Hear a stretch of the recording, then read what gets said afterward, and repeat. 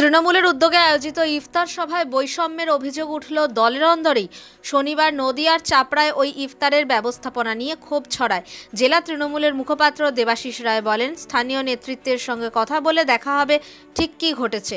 তৃণমূল সূত্রে খবর, ওই ইফতারের নেতা ও সাধারণ কর্মীদের জন্য ছিল দু ধরনের ব্যবস্থা। সাধারণ কর্মীদের বসতে দেওয়া হয় মাটিতে, তাদের পাতে দেওয়া হয়েছিল লুচি ছোলার ডাল। পাশেই নেতা ও বিধায়কদের চেয়ার টেবিলে বসিয়ে খাওয়ানো হয় লুচি ও দেশি মুরগির মাংস। ইফতারে এমন বিভাজন দেখে উপস্থিত দলীয় কর্মীদের অনেকে অপমানিত বোধ করেন, সমাজ মাধ্যমে সরব হন। চাপড়ার ইসলামগঞ্জ হাই মাদ্রাসার মাঠে শনিবার ইফতারের আয়োজন করেন তৃণমূলের সংখ্যালঘু সেলের ব্লক নেতৃত্ব। সেখানে চাপড়ার তৃণমূল বিধায়ক রুকবানুর রহমানের ঘনিষ্ঠ বিধায়ক ও জেলা নেতারা উপস্থিত ছিলেন। আমন্ত্রিত ছিলেন ব্লকের 13টি পঞ্চায়েতের 1002 কর্মীও।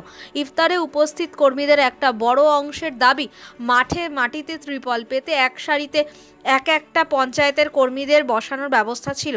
সেখানে কর্মীদের পাতে দেওয়া হয়েছে লুচি ছোলার ডাল, 3-4 রকম ফল, মিষ্টি ও শরবত। অথচ ঠিক পাশেই নেতা বিধায়কদের বসার ব্যবস্থা হয়েছে চেয়ার টেবিলে নীল সাদা কাপড়ের চাদর, সাদা প্লেটে কচুরি, ছোলার ডাল, ফল, মিষ্টি আর কাচের গ্লাসে শরবত, সাদা বাটিতে দেশি মুরগির ঠ্যাং, বোতলবন্দি জল। দলের নেতাকর্মীদের মধ্যে এই বিভাজন ভালো চোখে দেখছেন না তৃণমূলের জেলা নেতাদেরও একাংশ। এক নেতার কথা, ইফতার পার্টিতে এমন বৈষম্য বিভাজন মেনে নেওয়া যায় না। এতে যেমন সাম্যের আদর্শ অমান্য করা হয়, অপমান করা হয় দলের কর্মীদেরও।